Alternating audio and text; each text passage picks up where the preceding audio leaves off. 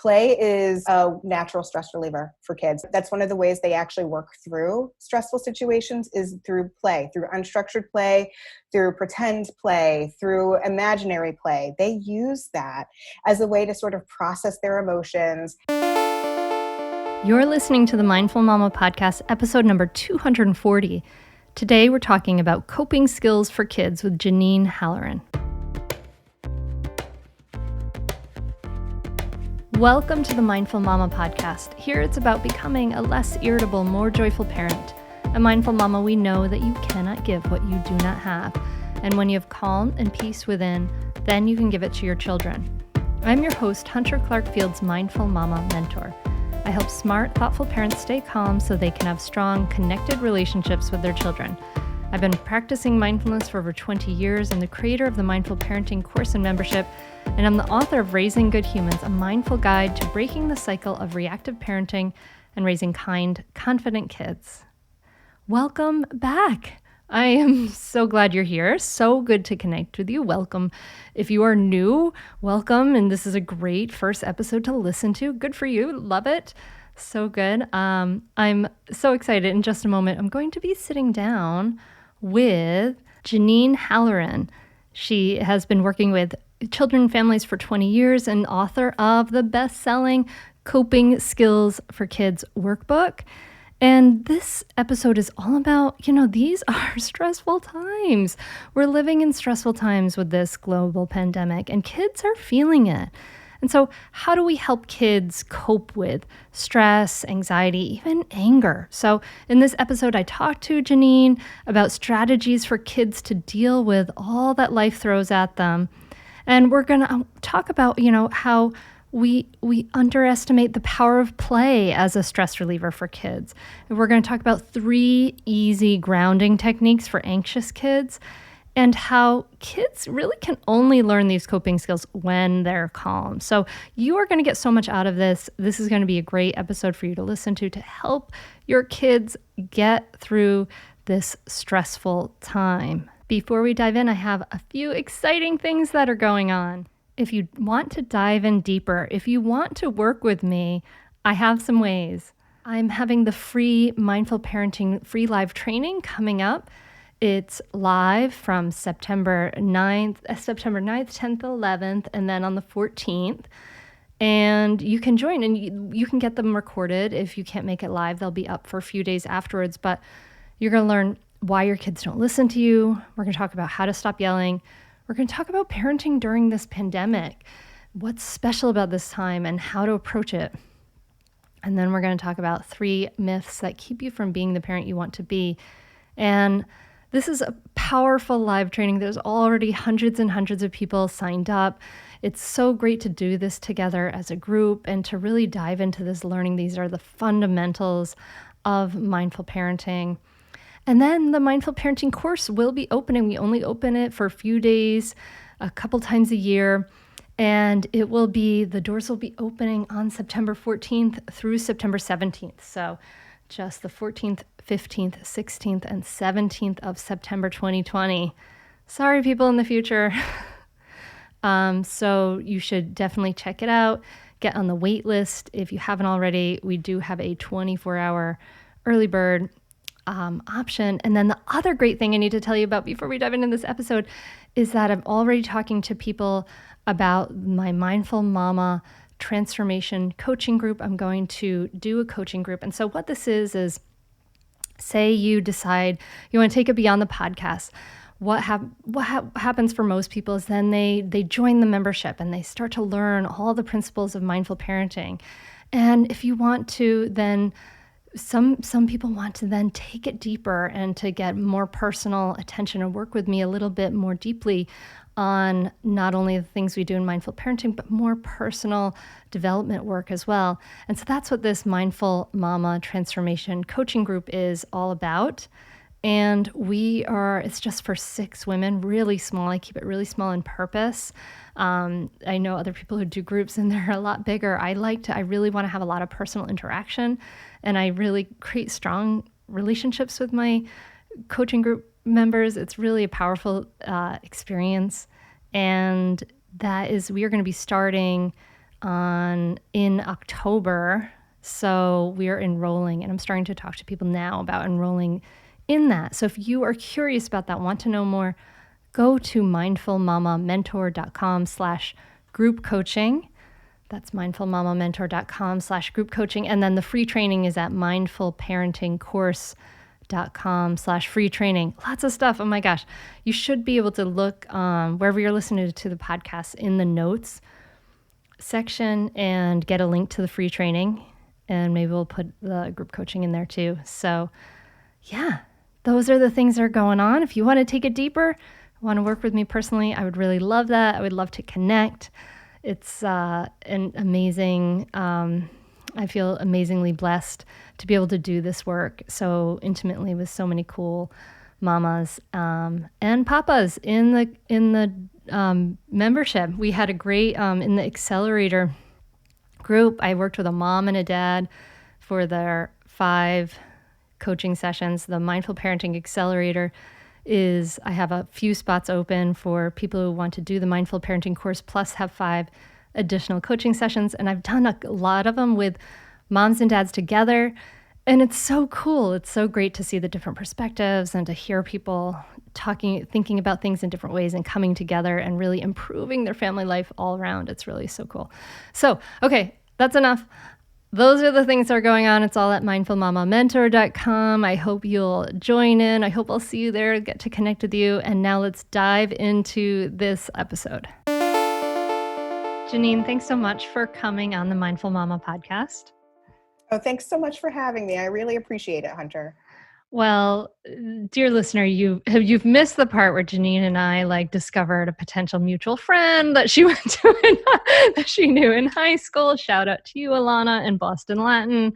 But I'm so excited to talk to you because you really specialize in coping skills for kids.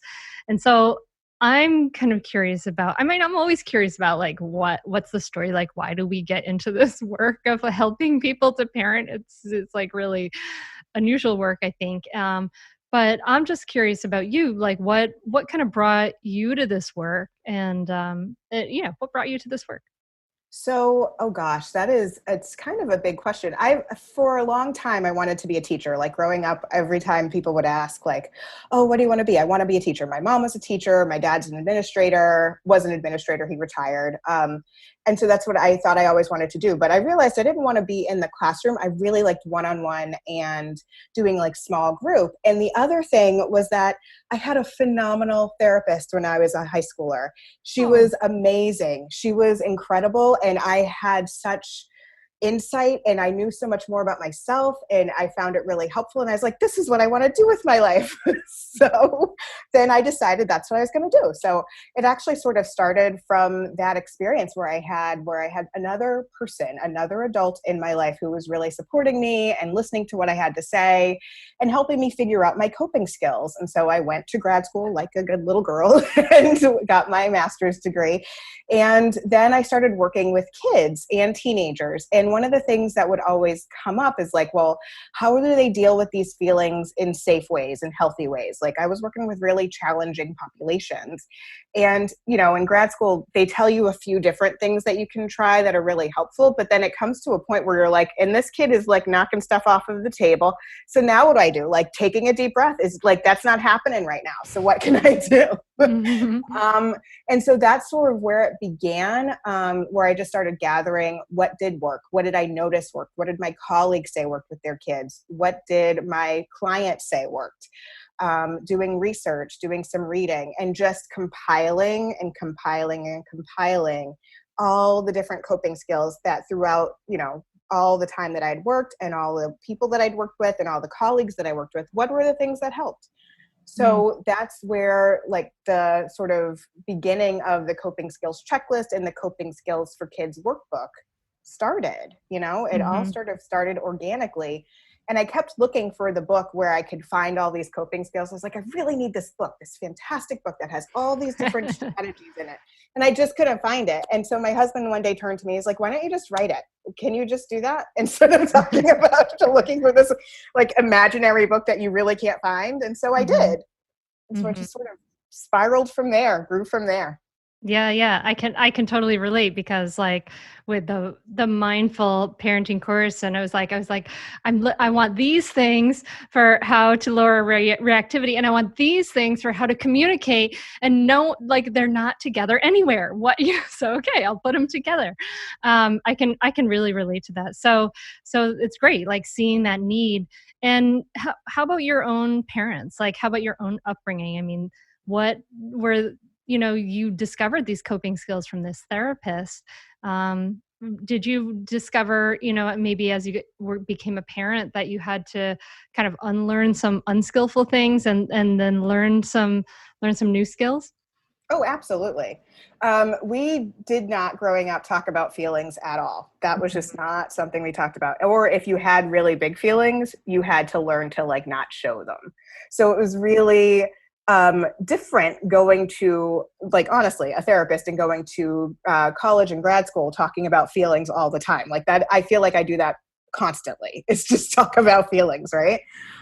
So I sort of had to unlearn that. But what I did learn growing up was how to manage feelings in a way that was safe. So and healthy. So my mom has always been a crocheter. It is her way of dealing with the world. There are some people who like totally get knitting and totally into quilting.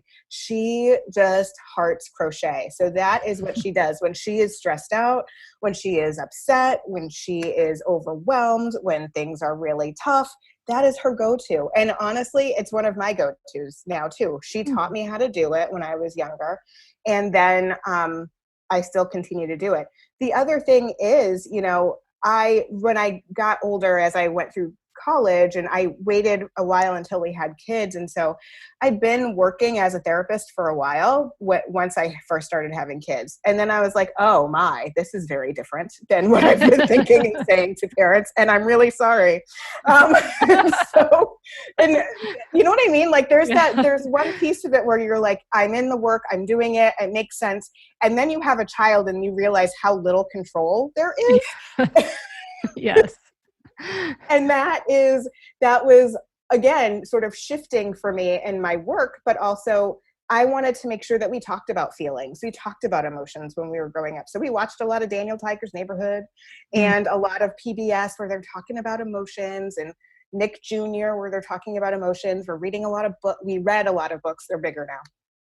They're middle schoolers. We don't. It's a different sort of world when they're middle schoolers.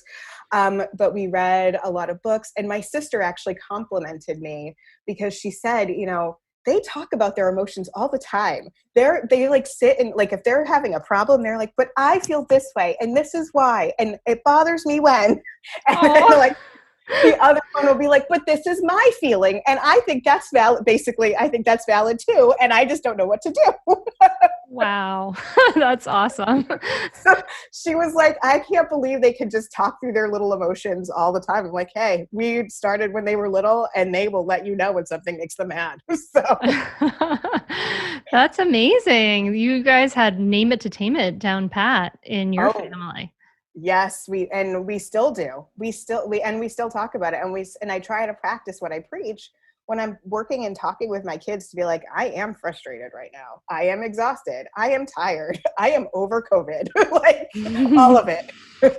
Oh yeah. And so so we're in the pandemic, or it's like crazy. I remember thinking, like, as I was recording some sort of special, rushing to get some special podcasts for like in you know April, and just being like, oh my gosh, we got to talk about this pandemic.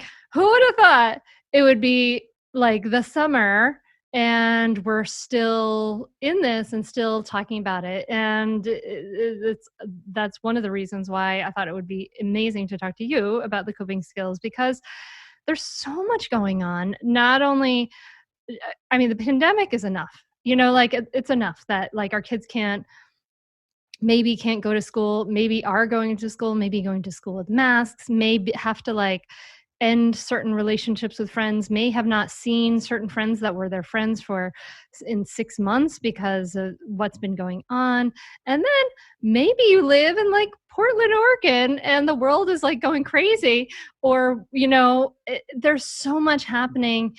So, what are you seeing as far as what kind of, first of all, what behaviors kids are exhibiting as far as like responses to this. Because sometimes I feel like we're like normal, like this is just normal life now. And so we have this expectation of our kids, like that they should just be kind of in sort of a regular mode of being because this has become so normalized. But I think we've got to check that expectation, right? And kind of really give our kids some slack and lower our expectations in some way. So I've talked a lot about this, but tell me what you're seeing as far as what responses are happening in kids.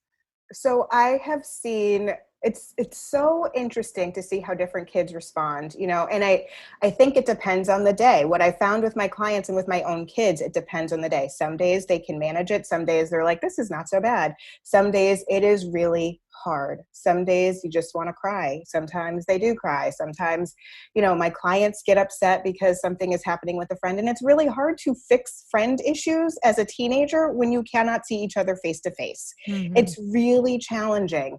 I've seen, kids having a hard time just with the anxiety of trying to, if they are starting to go out and are starting to go to some camps where if kids get too close, then they're like trying to figure out how to back away, but not be like perceived as rude, but like just trying to socially distance. In Massachusetts, we've been pretty good about keeping social distance, about wearing our masks, about doing all that. But there is, depending on who you're talking to, which family is, how people are interacting, it's very different.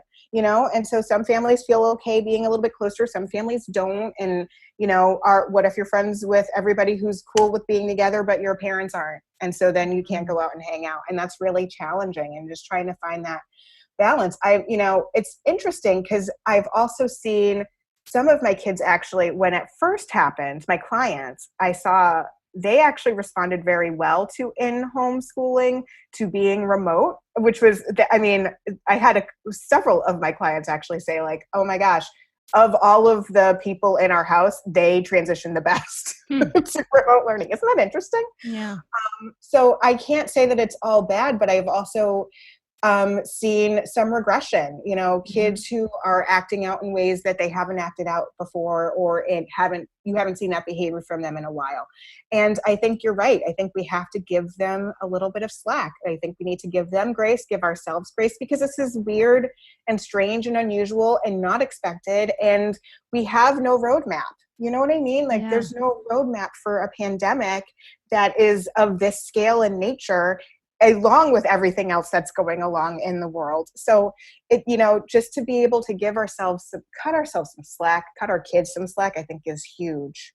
Yeah. Yeah, I agree. I see in myself the behavior I see in a lot of my clients, which is like, sometimes I want to control my kids because the world feels so uncontrollable, and I have to kind of be aware of that and check myself. So I really wanted to talk about some of the coping skills first we're going to talk about the coping skills for stress, and then we'll talk about anxiety, and then we're going to talk about anger, because there's some issues with that coming up. But in general, kind of most of us are a little bit stressed with this. And as adults, I know that as adults, we need to model taking care of our stress. We need to pay attention to our stress levels, because as your stress level in just general goes up, then you're more likely to flip out at your kids. That's probably the easiest way to slow down your yelling, by the way, dear listener, is to just lower your overall stress levels as best you can with sleep, exercise, all those good things. But what can we do for kids? What can we do for like little kids about stress? How do we talk to them even about stress? I know this sounds kind of weird, but I think we should be playing. I think we should play with the kids. I think we should allow them some time to have some unstructured play.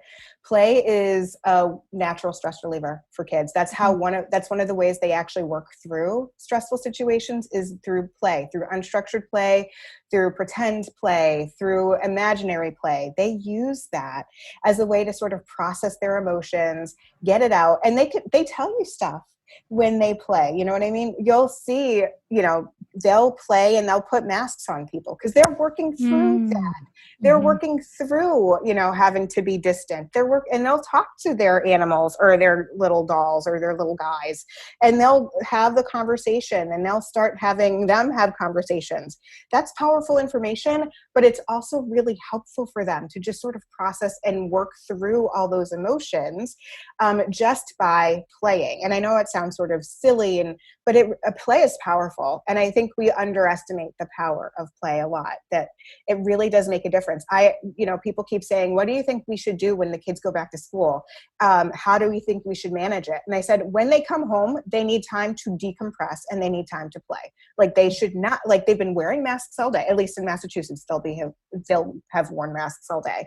And it's going to be a lot. It's going to be stressful. It's going to be overwhelming. They just need to decompress. They need to come home, have a good snack, and just relax. And maybe take out some cardboard, maybe make up a comic book, just different ways of encouraging their playfulness, their creativity, their imagination, so that it helps them manage their emotions. Stay tuned for more Mindful Mama podcast right after this break. We are supported by Braddock face masks. My 13-year-old daughter went on a scout backpacking trip a week ago. She had to bring a bunch of face masks. They hiked 15 miles and she took the Braddock face masks and loved them because they are so comfortable and they're dry wicking. They actually feel really, really good to wear. My whole family has been enjoying them. And now that we need so many masks, if your kids are going in person anywhere, then this is a great place to get them. They have bulk kids masks, whole bunches of them that you can get. You can click over to Braddock USA and see these adorable pictures of the owner's little daughter wearing these face masks. They're so cute. The thing about the masks, we may not like to wear them, but we have to, right? We want masks that we can breathe through. We want masks that are comfortable. And now this is the only face mask that my family and I wear. I want you guys to listen closely because you're going to get 25% off your masks when you use my promo code, but it's only for a limited time. These are unlike any other face masks because they feel good to wear, and they do this by using premium upcycled fabrics that are super soft and breathable, plus they're moisture wicking, so if you're hiking 15 miles a day, you can deal with it, and they keep your face nice and cool. They're machine washable, and they hold up after dozens and dozens of washes. You heard me use that word upcycle, so what is it? Those are brand new existing fabrics that they repurpose for their masks, reducing waste and materials. And less waste equals less harm to the environment. They're making these right in LA, US made masks. So go check out their website, BraddockUSA.com, and you'll see they already have great prices, but for limited time, we're going to hook you up with an additional 25% off with the promo code HUNTER on your first purchase.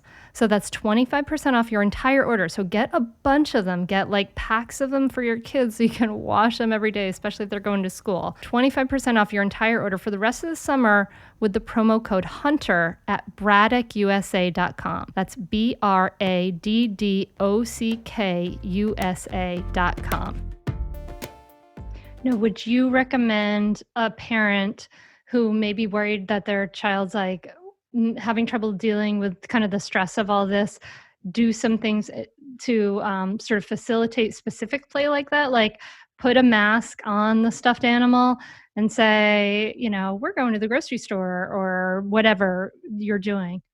Yeah, I think that's a great way, especially for littles, for the little ones, to be able to start having that conversation. And it doesn't have to be this long, drawn out conversation. I think that's the other thing that people get a little bit freaked out about. Like, if you open this can of worms, how do you get it back in, right? But sometimes all it is just a quick little check-in. Oh, I'm noticing that there's a mask on. Gosh, I wonder. And just seeing what the kid does with it. And they may not say anything else about it, but it may be something that they talk to you about in a couple weeks or a couple days. It might come up later. But yeah, absolutely. That's a great, just having that be part of some of the stuff that you put out for just creative play, for pretend play. I know I used to, like, when my kids had their kitchen and they had their like doll hospital, if my kids were that little, I'd put little masks out and see what they do with them. That's a great idea. My kids totally had the doll hospital too. I remember the like epic stuffed animal hospital, cutting into the stuffed animals too. But yeah, okay. So open up the door there, but this is a middle path thing. Like don't go super heavy-handed. Let them lead the way, but open up the door and provide some of these things that they're seeing that are new in the world, like the masks.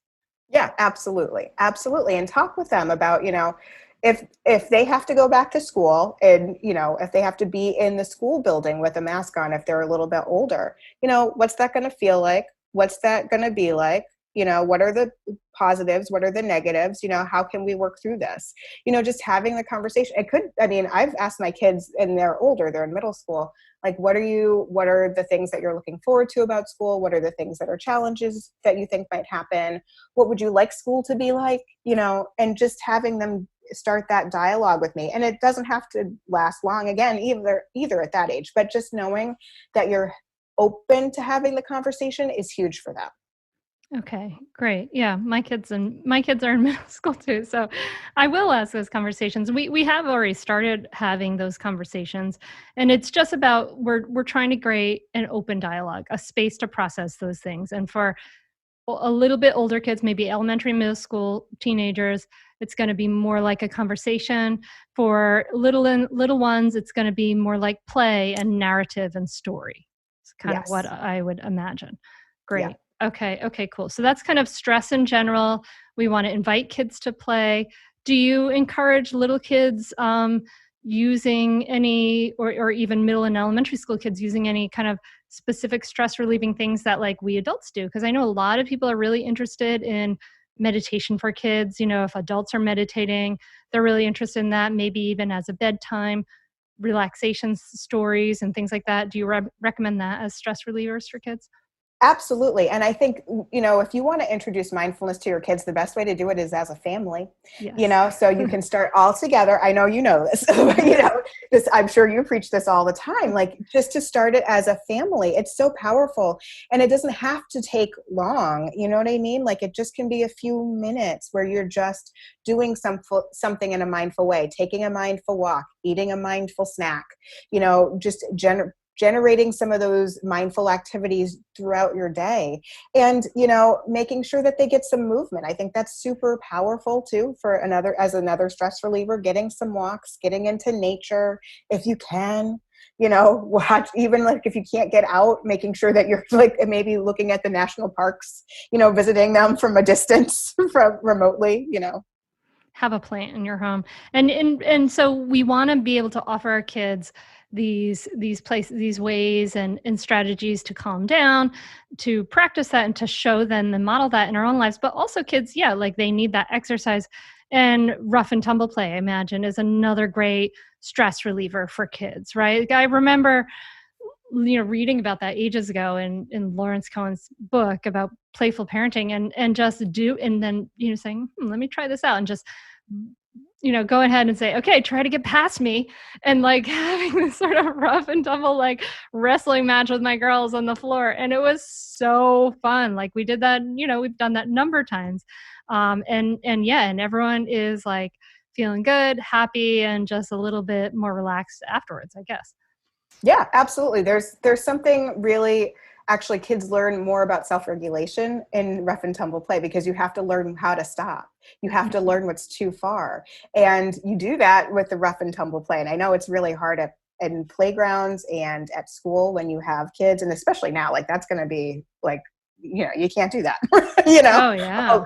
Although, it's going to happen. Like as a former person who worked in a school, I can see where all the masks are going to go, I see the trouble spots already, as many people and teachers and educators have pointed out. But I think rough and tumble play is huge for kids, and movement, and just even being able to have some outdoor time or movement time during recess is huge. It helps them reset their brain so they're ready to learn. So they're not going to be able to get, and that's something I hadn't thought of, like they're not going to be able to necessarily get that touch, physical human touch from their friends anymore. So we as parents can try to step into that place and like do some of that rough and tumble play and like say, tag, you're it, and run, and that's good for us too. We need the exercise. Yes. Oh my goodness. Yes. Too many chocolate chip cookies. Yes. Comfort cookies. All right. So what about anxiety? What are some signs that what are some signs that our kids are worrying about this a lot? And, this is something I personally deal with. I have one daughter who's more prone to anxiety, and I think, okay, am I paying attention to it enough? Am I, what's going on? So what are some of the signs we should look for that our kids are starting to feel really anxious about what's going on? I think if they start asking you a lot of questions and needing a lot more reassurance than typical, like if they are really like they keep asking the same question over and over and you think you've answered it, but then they keep coming back to it. So it's like one of those like perseverations, like they just can't let it go. And so that's going to be something that we need to pay attention to, and then be able to talk back to the anxiety and let them know like that this is an anxious thought. You don't have to believe every thought in your brain, and we are going to figure out the steps that we can take in order to do this. And then you need to tell your anxiety to stop. To like sort of depersonalize the anxiety is actually, it's a great strategy, just so then it doesn't become about the kid. It becomes like the anxiety is something separate that you're both trying to manage and tackle together. If you're seeing super big changes in how much they're sleeping and eating, if they're talking more about like psychosomatic complaints, like their body hurts and there's nothing medically that you can find that is of concern, then those are some other like sort of things to keep in mind about anxiety. And maybe that's what you're seeing. Okay. So we want to depersonalize the anxiety, and then the physical complaints. When do we worry about, what are some of the signs that we need to bring in some outside help if there's anxiety? If it's starting to interfere with their life, like if they're not able to go outside, if they're not able, if there's a lot of stuff that needs to happen in order for them to participate, if it's becoming to a point where it's like really interfering with their activities of daily living, as we say, that's where you need to start reaching out. You can reach out to your pediatrician, reach out to your insurance company to see who is covered in terms of what sort of therapist you can see. A lot of therapists are working remotely, so I wouldn't give up on the fact that you can't see a therapist because it's COVID. A lot of therapists have converted to remote therapy. I am one of them. I mean, I was doing remote therapy beforehand, but my clients I was seeing in person, I've switched them all to remote. And it's sort of surprising because you wouldn't think that it would work with like 10-year-old ADHD boys. Totally does. Wow. So yeah, you just have to be a little bit creative with it. A little bit, it looks different, absolutely, but you can still have that connection with them. You can still make that connection and start getting some support and start getting some good places to begin. If you want a great book to start with, if there's worry about anxiety for upper elementary, early middle, Dawn Huebner has a great book, What to Do When You Worry Too Much. I love that book. She talks about worries are like tomatoes and they grow really big if you feed them. And so she has several strategies in the book that you can just read along. And it's perfect because you can, as a parent, you can read along with them and do the strategies with them. It's not like a book that you read all in one fell swoop. You can just take it in chunks. So what coping skills do you offer an ADHD 10-year-old boy who's seeing his therapist remotely? Well, I honestly can do a lot of playing with them on, which you just have to be a little bit creative about it. So we've played Battleship, and that is, the way that I talk to kids is I play with them and then we have conversations while we play. So we played Battleship. They have Battleship at their house and I have Battleship at my house. And then we both have our own little individual battleships, but we can still play. Isn't that cool? Yeah. I guess it's you don't have to worry about anyone peeking over the little plastic partition anymore. Actually, one of them said that to me. He's like, there's no cheating. You can't cheat. I'm like, yeah, you're right. That's true. But, one of the things is, you want to make sure that you're practicing some different strategies. So practicing deep breathing when you're anxious. So you can still practice deep breathing on video. So I'll say, like, put your hand on your heart and your hand on your belly. And I want you to move your belly out and breathe in, and move your belly in and breathe out. And let's do it together. And so, and let's talk about when this is a good strategy for you to use, when you're starting to get upset, when you're starting to get worried about something. And, if you're worried about grandma, let's write her a letter. Let's have a conversation about the things that you are worried about. So let's figure out what we can do. Let's figure out safe ways that you can see her.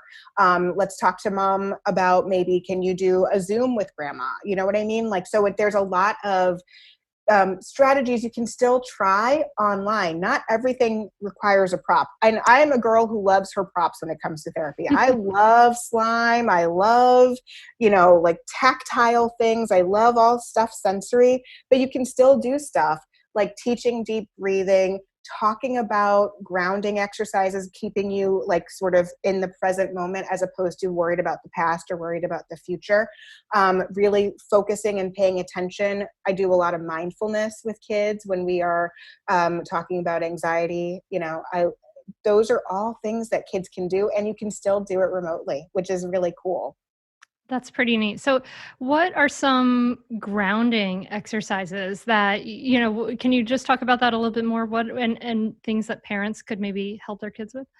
Absolutely. So it's sort of a way to stay in the present moment, and to, if kids are having a really big moment, like they're very overwhelmed, sometimes it really helps them to just focus on what's happening in the room right then. So a simple grounding exercise you can do is have them name a particular color and name everything in the room that's that color. So name all the green things that you see, name all the red things that you see. So they have to be paying attention to what's happening around them. You can have them, if they're sitting on a chair, you can have them pull up on the chair. This is it's sort of grounding, but like also just a sort of technique that they can use, like a movement technique. They pull up on the chair for 10 seconds. They push down on the chair for 10 seconds with their hands, and then they let their hands dangle down for 10 seconds. And kids report that that helps them? Mm-hmm. Yeah, absolutely. And that's something, kids always want something that other kids can't necessarily see, or don't make them look weird when they're in the classroom. That won't make them look weird, because kids push down on the chair all the time. You know what I mean?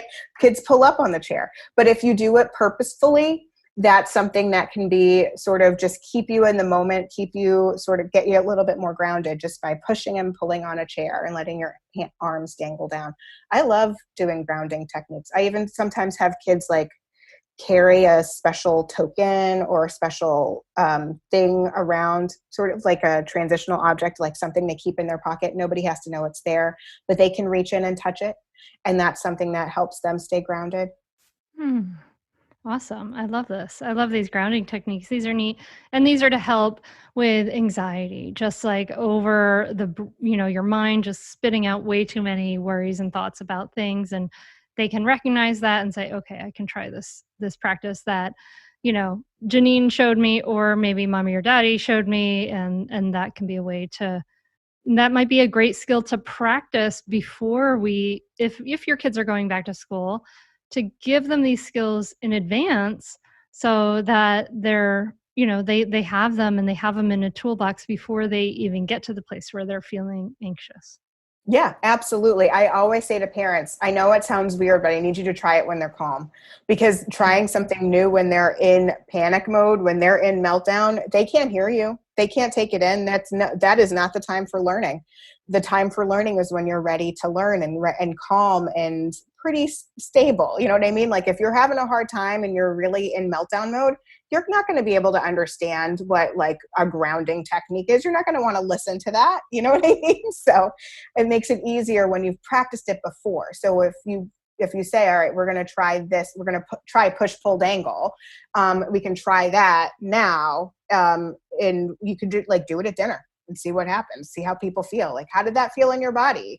And then the next time they're having a hard time, you can say, the next time you're having a hard time, I wonder what would happen if you tried this. I wonder how that would feel for you. I wonder what would happen. I like that. I really wonder what would happen. I'm a little bummed that I'm like at my standing desk right now because I really want to try it. All right. So anxiety. So we've got 3 awesome grounding techniques for anxiety. We're going to practice even that. And of course, that deep breathing helps move our kid. It's just our biology. It just moves our bodies out of that stress response into that rest and relax response. And of course, we want to practice that in the calm times too. And if you have really little kids, these are some things that we can do with our stuffed animals and with all those things. And that makes it more fun and more interesting. And rather than like, oh my goodness, what is going on? All right. So what about anger? I've heard from my clients like some real anger coming out in kids. I have one client with an 8-year-old who's hitting, who's really angry, showing a lot of anger at the sibling. And when the parents are talking to him about it, he's really defiant and just giving them this, I don't care anything about what you say kind of stuff. So can you talk to us a little bit about how we can help kids cope with anger, how we can help parents cope with anger?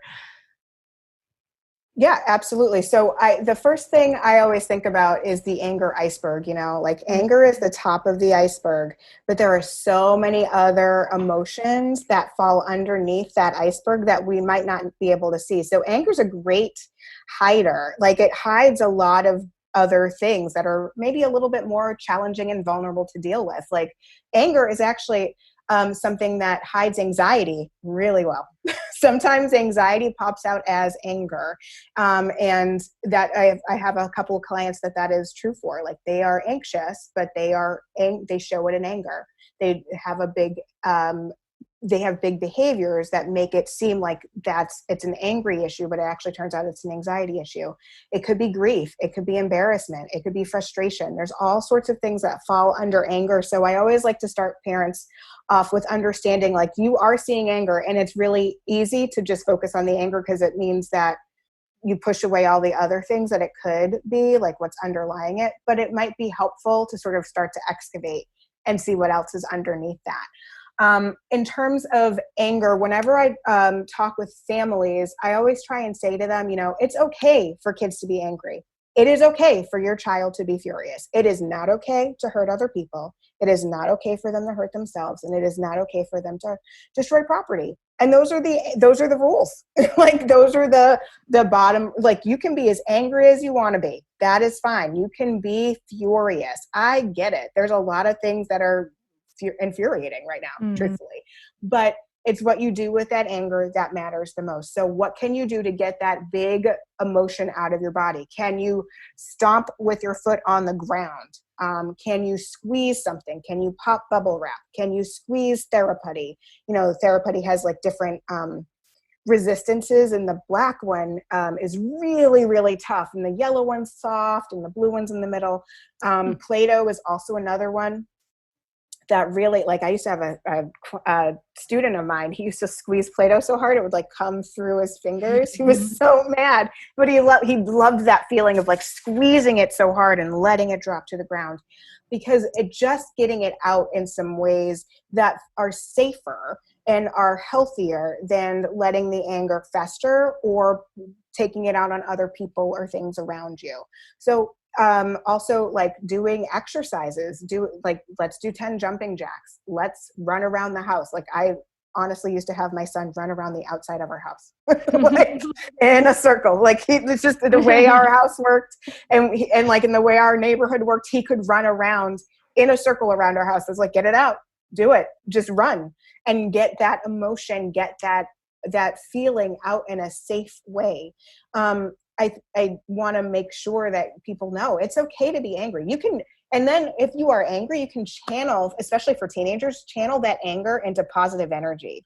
Figure out what you can do if you are mad about something, and is there a way that you can change the world? Is there a way that you can really channel your energy and use it in a positive way? Can you help somebody? Can you start a drive? Can you do something to put positive energy into the world with all of that big emotion that you have, with that it started as anger. How can you channel that in a healthy way?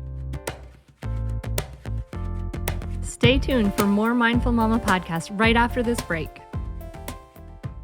We are supported by Peanut, the app that helps you meet like-minded moms and moms-to-be. Peanut provides a safe space for mothers, expectant mothers, and those trying to conceive to build friendships, ask questions, and find support. It introduces you to women nearby who are in a similar stage of life, and it provides access to a community of women who are there to listen, share information, and offer valuable advice. Whether it's understanding IVF, adoption, pregnancy, first years, nursery, and beyond, Peanut is a place to connect with women like you. I have been exploring Peanut this past week, and there are so many interesting moms nearby that I didn't even realize. I could relate to a bunch of them, and I kind of felt excited about maybe expanding my network and finding other moms who are in a similar place to me. If you've ever struggled to meet friends or needed advice, this might be a great opportunity for you. And there's a whole diverse group of moms of all kinds and sorts. It was really interesting, the discussions that were happening on there. I invite you to download the app for free. Head to peanut.app.link/mindful or find it on your app store. That's peanut.app.link/mindful or find it on your app store. Download Peanut today. That's the best way to think about it. And it's true. Like, anger is an energy in your body. I mean, it's literally like that stress response is happening. Your muscles are tightening. Your heart is beating faster. Your body's preparing you for action, for activity. And so then when we have anger, and this is true for parents as well as kids, like when anger arises, as it will, because we're human, then there is an energy that you need to move out of your body. I mean, I teach parents to shake it out, like shake your hands and your feet and, shake your whole body out as a way to kind of just move that energy in the body. And it's really important to just understand that and to teach our kids that this is like, there's a biological building up of energy, and that has to be released for us to be doing it, doing anything sort of constructive with it. I love the squeezing and the exercises and things like that.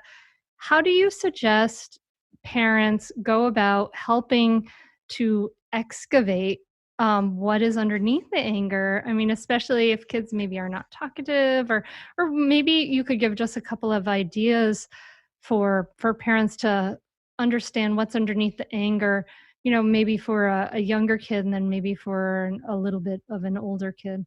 Yeah, absolutely. And I think the first thing that needs to happen is, when parents should have a mindset where they're thinking about themselves as the thermostat and not the thermometer. So it's really easy when your kid is angry for you to get angry too, right? Like It's just, it reflects, and then you're like, and then it's bigger in you, and then it's bigger in them, and then it's bigger in you, and then you get nowhere because, and trust me, I've been there, I've done it. So it's really hard, but I think to have the mindset of, I am the thermostat, I am setting the energy in the house, I am setting the temperature, as opposed to modulating with the thermometer, trying to just give it, going with wherever the kid is.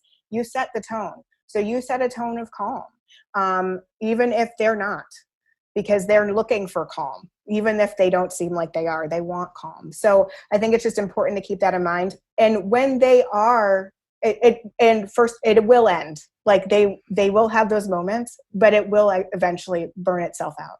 And when they are calmer, that is the time where you can start to have those conversations. Maybe it's too hard to talk about that particular situation. Sometimes I will tell parents, depersonalize it, just like we talked about with anxiety, depersonalize it. What would you talk about? When have you noticed anger in other kids, and what was underneath that? What do you think was going on for them?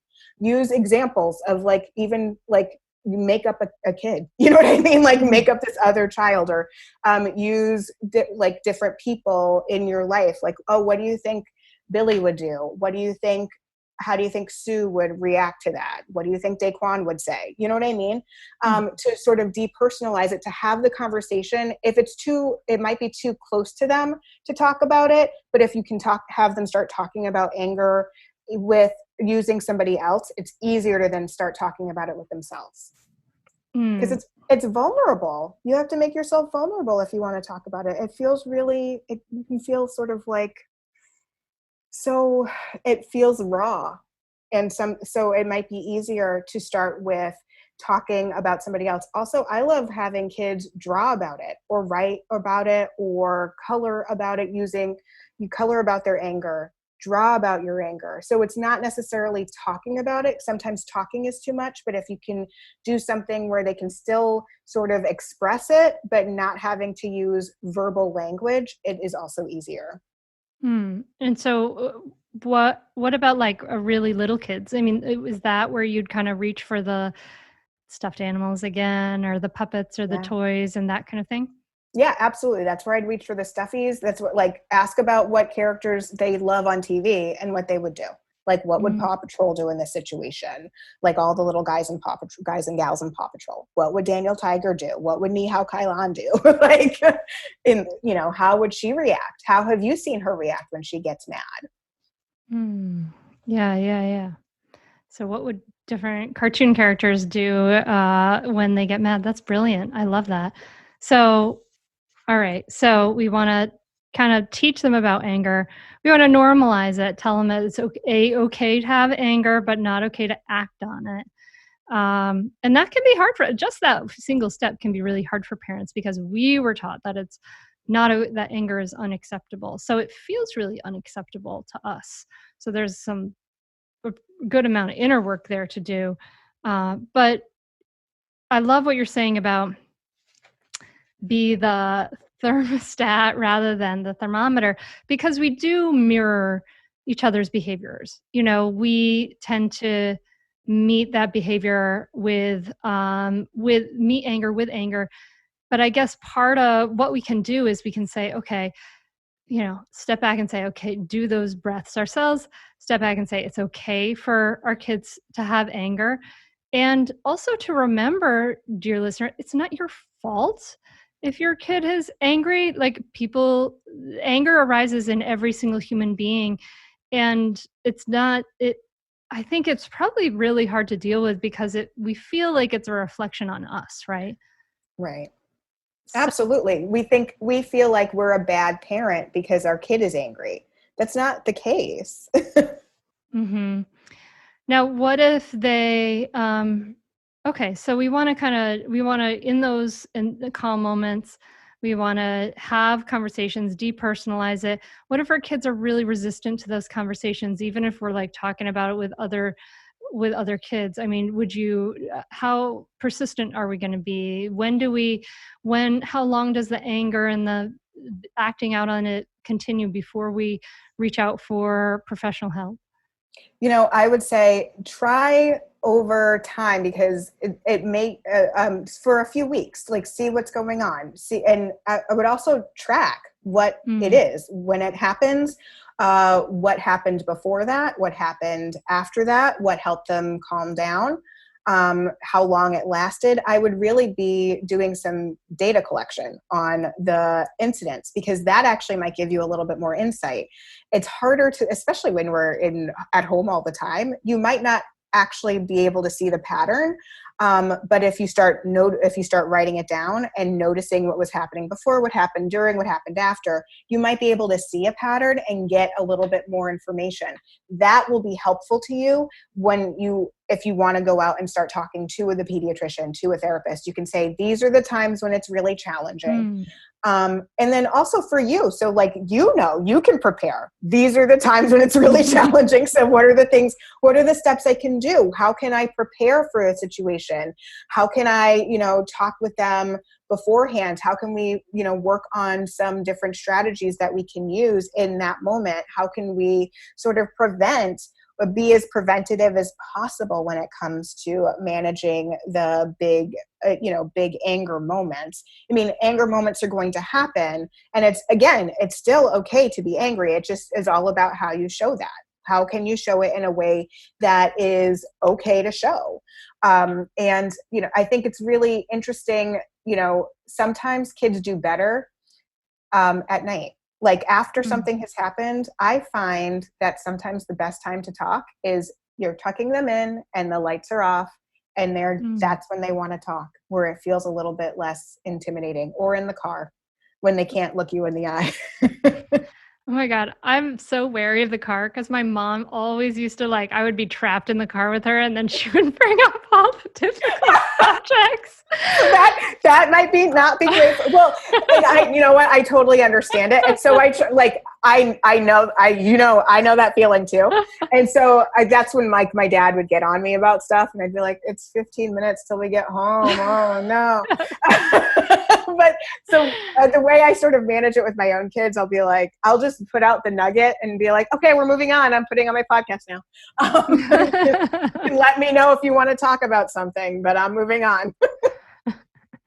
That's great. That's great. Well, I love this, Janine. This is awesome. So we have some coping skills for stress. We have some coping skills for anxiety. We have some coping skills for anger. Are there any kind of coping skills for any age levels that we miss that you just love to teach parents about because they're just so helpful? I think what people need to recognize is that self-care includes coping skills. So when parents talk about I don't have time for self-care, actually, I think that you probably should make time for self-care and you can use your coping skills to do that. What are the things that you love to do as a kid? What are those? And you can do those. Introduce the games that you loved as a kid to your child. If you love Monopoly, if you loved Clue, I totally have introduced those games to my kids, and I have them play with me all the time. And it's fun, and it relieves our stress, and we get a chance to hang out and chill out and not be in super conflict or in fun conflict, because they can manage, they're pretty good sports when it comes to games.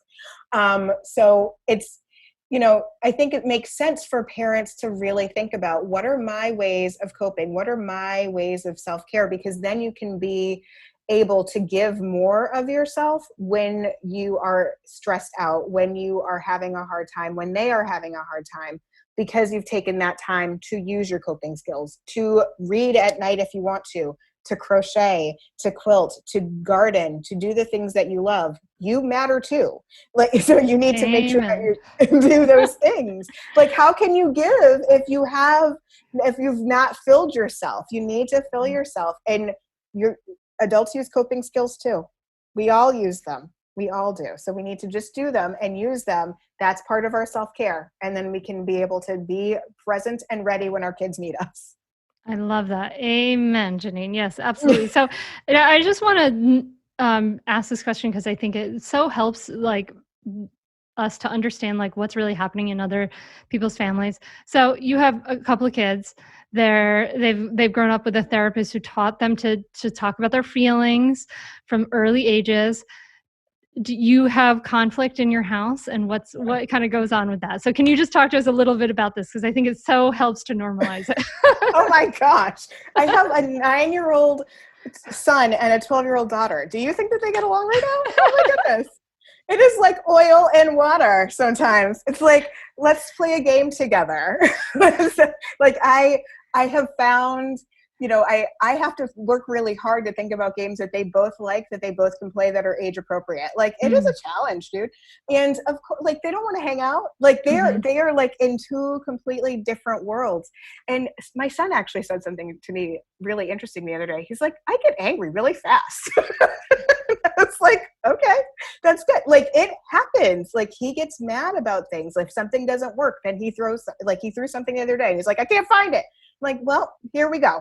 So if you were able to manage things a little bit better, maybe you wouldn't have lost that. That's okay. We still need to figure it out. It's okay that you got mad. It is okay. It is not okay to throw things. Yeah. And do you get mad sometimes? Oh my gosh, yes. And I say that to my clients all the time. Yes, I get mad. I get furious. Ask my husband. Me too, for the record. It totally happens, but I think I try to give myself grace. Like I Mm-hmm. recognize, especially at the beginning of COVID, I really struggled. Like I was having big moments very frequently. And I had to start thinking about what is it in my life that is making it more challenging for me to be that I'm having these big moments. And I really had to re-examine like how I worked, because that was really what it was. Like I was working too much. I was not doing enough playtime. I was not letting myself have coping skills or giving myself the opportunity to do that. And it was showing up in how I was reacting. And then I was like, this is not all right. I can't live like this. So Yes. I had to change. Yeah. And that's such a great example because, yeah, when we're not taking care of ourselves, we have nothing to give. We can't handle those things. And sometimes we're just human and we can't handle some things anyway. But we have better chance of handling it all if we're taking care of ourselves. We're practicing to lower that stress response in those calm moments. So, yeah. Yeah, thank you. I really appreciate your candor in in actually, Janine, I think this is amazing. I really love like what you bring to the table, and these coping skills are so awesome. So where can people find your book and what you do? Yep, they can find me at copingskillsforkids.com. So over there I have the Coping Skills for Kids workbook, as well as a teen workbook that just came out right at the beginning of COVID, actually. But I love both of the books, especially the one for teens. It's just been really on my heart to really write something aimed at that age range, because they really just need a lot of help and understanding, and people have been responding really well to it. And so, yeah, they can just come on over to copingskillsforkids.com. I really appreciate what you're doing. I'm really glad that your husband said, "Why don't you go write that book?" Because you've put together a lot of great skills here. And these are the things, these are the tools that help us do everything else, academic achievement, whatever success in life. Like if you don't have these skills, these are the things we really, really need our kids to have. And we can practice them ourselves and set that example ourselves. And your work is awesome. I love it. Thank you. Thank you so much for coming on the Mindful Mama podcast. Well, thank you for inviting me. This is so much fun. Thanks for listening. I know that my kids need these coping skills, and I imagine your kids need these coping skills too.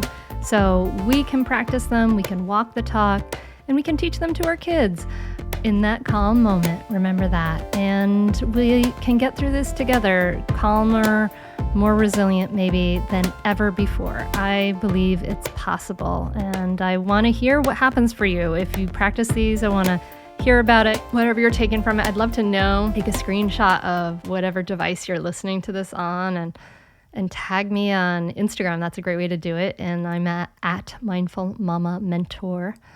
And it's such a cool way to see what you're thinking, which episodes you're listening to. I love that. It really makes me smile to see that.